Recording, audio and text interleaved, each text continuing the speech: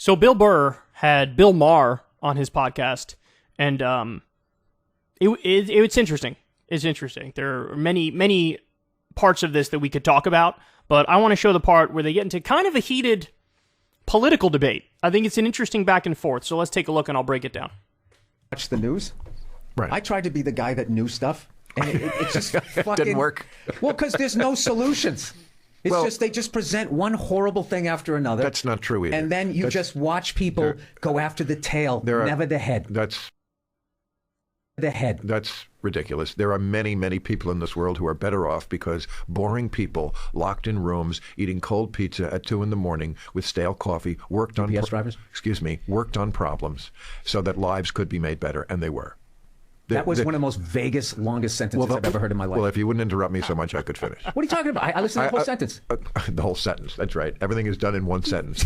Okay, just let me put some specifics there. Okay, there's guys in rooms with cold pizza working long and hard. Exactly. Okay. For example, senior poverty used to be 27%, and then people worked very hard to pass Social Security, and now it's under 10%. Child poverty, we just saw an incredible drop in that. How do you know it's under 10%? Because they have government agencies who work on that. Are you suspicious that those stats aren't right? Well, I do remember that once you were unemployed, after a certain amount of time, they just considered you not looking for a job and they took you off of it. Okay, but we're talking about senior citizens. We're talking about senior citizens. What the bankers did in 2008 ended up with me in 2012 when my roof collapsed from water.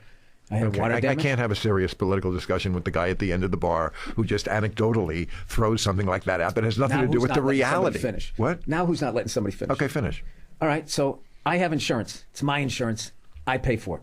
All right? So when the check comes out for my water damage on my roof, it's made out to me and my mortgage company, and I have to sign it over to them because of what they did in 2008. Because they fucked people so bad in houses, yes, and so many people were so upside down in houses that they were like, what's the point of fixing the roof? And then they would keep it, and then they would default on the loan, and then they get the houses back. So they did what they did, and then they made me pay for it. And I had to do it really slowly, and they came over like I was a child, checking out, did you do the work, and blah, blah. Now we'll release some more money. And I could have paid for the whole fucking thing and just been done with it. And I had to sit there and be treated by a child by a bunch of fucking crooks. Okay, I'm not. I can't even really engage. First of all, I don't contest any of that. 2008 and the meltdown was just horrendous on so many levels. And I'm very sorry about your roof, but I just can't engage on this level of we're talking about your roof. But it's anecdotal because you're trying to extrapolate from your roof to making a statement about America in general and how we solve problems. And of course, your roof is your roof, and that matters. To do that. It is silly. Well, a few minutes ago you said I was a lot smarter than I let on, and now you're talking down to me, saying, "Oh, your fucking roof," and I'm some guy at the end of the bar. Who am I, Bill? I am who you need me to be, depending on what your fucking argument is. I would say you have potential to be. I would still go see Bill Maher at the Hulu Theater at Madison Square Garden. Are you throwing me out? I'm not throwing you out. I thought you were wrapping it up. I was trying to break the tension. Okay, I thought you were like going, I've had enough of this guy. No, I think what I'm saying is you have the potential. The potential. Oh, gee, thanks, Coach. I'll try a little harder. What book should I read? I'll become your little fucking protege. Start with one, and then see if you like it. But he doesn't think I read. I do think you read. What do you think I read? I think you read Ted Williams' biography. Guilty. All right, you get the gist of it. So, look, that was an interesting fight, and the fight was Bill Burr sort of with the nihilistic, defeatist kind of take of like, we never get the solutions. So, like, what's the point? Like, you waste time in politics, and at the end of the day, nothing really improves, so it feels like a fruitless endeavor. That's kind of his point. And Bill Maher's point is like, actually, no, that's not true at all, because there's a lot of, like, boring, stale bureaucrats who are behind closed doors, who are trying to, solve problems, and they were able to do it in a way that has a very real-world impact. And look, watching that debate, what's my takeaway? Honestly, they're both right. So let me explain what I mean by that. So Maher is right, and he brought up a very concrete example to illustrate his point. The senior poverty rate before Social Security was 27%, and then it dropped below 10% after Social Security was implemented. And what that tells you is we had a redistributive program where we gave more money to old people, and it got them out of poverty. So, wow, would you look at that? Turns out people in poverty are lacking money, and if you give them some money, it helps them. Then he also brings up another great example. The extension of the child tax credit reduced child poverty in this country 50%. Now, it was only temporary, and they weren't able to re-up it, So now it's gone all the way back up to what it was before. But there was a time period where they reduced it 50%. So that example actually is the perfect reason why they're both right.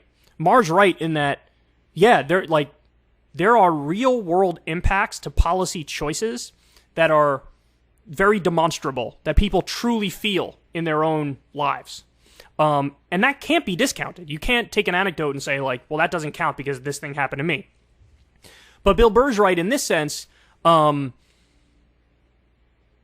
have the potential to, like, flat out fix so many problems, probably most problems, and all we do are these sort of tweaks around the edges, right? So to the child tax credit example, okay, if you reduce child poverty by 50%, what that proves is the government has the ability, if they so choose, to fully eliminate child poverty, and they didn't do it. So are we really thinking about, like that's Bill's point. If you know you have the ability to eliminate it, but you don't eliminate it, then people do sort of feel like this is a little bit of a fruitless endeavor because the answer is right in front of us, plain as day, and you're not going down that path. You understand what I'm saying? So, and I think Bill Burr makes a good point about the 2008 subprime mortgage crisis and the Great Recession. He has firsthand experience of how, Wall Street and the bankers fucked everybody over and rigged the rules in their favor. And of course, they got bailed out by Obama, and then they paid bonuses to the same people who bankrupted their companies as people were being foreclosed on all across the country. So look, fact of the matter is, I could give you a million examples on both sides of that equation. I could give you a million examples of, no, this is a real world program that helped people tremendously. But the rebuttal is always, but we could have, like, totally fixed it, and we didn't. They chose not to do it, so really, what's the point? What's it all worth? And ultimately, Bill Burr lands in this nihilistic, defeatist kind of place of, like, fuck. Do I really want to waste my time with politics and reading about it and learning about it? And then when I feel like we're sort of beating up on straw men all day and not getting to the heart of the issue. And he goes on, by the way, to bring up, like, it feels so stupid when the media, shits on comedians or whatever. It's the lowest hanging fruit in the world. Why are you going to go after a comedian for some edgy joke when you have all these real fucking problems like child poverty, like homelessness, like, 45 million Americans who are uninsured, have no health insurance. Like, and I take Bill Burr's point there, but I think he needs to also digest Maher's point, because the fact of the matter is, I don't think you could just sort of hand wave away the real material improvement that has happened in people's lives when sane, intelligent policy is implemented. I'll give you another example. Since Bill Burr gave, like, his own example from his own personal life, I'll give you mine. There's one time I was in, like, college, went out, I think it was in New York City, just binge drinking, and I left my card in a bar, and then tried to go back, get it, lost it, something like that. And so I had to call to get a new card or whatever, and I called, and in my drunken stupor, still with a pounding headache, they asked me, like, look, do you want identity theft protection? Because you should have it, because, if you lose your card, Lord only knows what's going to happen, who's going to take it, what they're going to buy, and all that stuff. Why don't you give yourself peace of mind, get identity theft protection, and then you'll be better off, if you lose your card again, you don't have to worry, yada, yada, right? And, again, I'm still drunk, hungover, feeling like shit. I'm sure, whatever, fine. And they charge you, whatever it was, $10 a month, something like that. Well, come to find out, years later, I get a check in the mail for whatever it was, a couple $100, maybe $400, something like that. And it was a check from the Consumer Financial Protection Bureau, which, by the way, was brought to you by Democrats. It was actually Elizabeth Warren who was the chief architect of that and had to convince Obama to put it into the bill. And the reason I got the $400 was because there was an investigation into the credit card company I was using, and they found out they were selling completely fraudulent, fake identity theft protection. There wasn't even a program. They would just take your money and do nothing. They were just taking it for profit. And so that is a concrete example of when you have a government that's looking out for you. I had an extra $400 because the government was the cop on the beat. And so that's real. Now, Bill Burr can say, yeah, but look at the reaction to the subprime mortgage crisis. And it was, largely because of the corruption in our system. It was like a slap on the wrist for the people who did something wrong, if that. And so many people got hosed. And that's absolutely true. But it's also true that there was a real concrete fundamental difference between the way even a shitty neoliberal corporate Democrat administration reacted versus how a Republican one reacted. How does a Republican one react? Donald Trump destroyed the Consumer Financial Protection Bureau. He obliterated it. This was an agency that gave back $12 billion to Americans who were defrauded by big banks and the financial industry. Trump destroyed it. Trump destroyed all the regulations on the predatory payday loan industry. There were lawsuits against them. He dropped the lawsuits. Why? Because they gave him $1 million for his inauguration. So these are real world things. Now, again, that doesn't mean every problem gets fixed 100%. That doesn't mean they even do a good job of fixing the problems we do have. But there certainly are some things being done, and that's why I think Maher's example of the Social Security thing is spot on. Yeah, senior poverty was 27%, then it dropped below 10%, all because of Social Security. Massive W. But Bill's right in that, okay, so you got it to 8% or 9% or whatever senior poverty, you can get it to 0%. Do that. Do that. And that ultimately, what Bill's right about is, Bill Burr, I should say, that needs to be the guiding light. That's the North Star. The North Star is like, yeah, the goal is to get zero senior poverty, zero poverty, period. Zero poverty. Zero child poverty. That needs to be the goal. That's what you aim towards. That's what you strive for.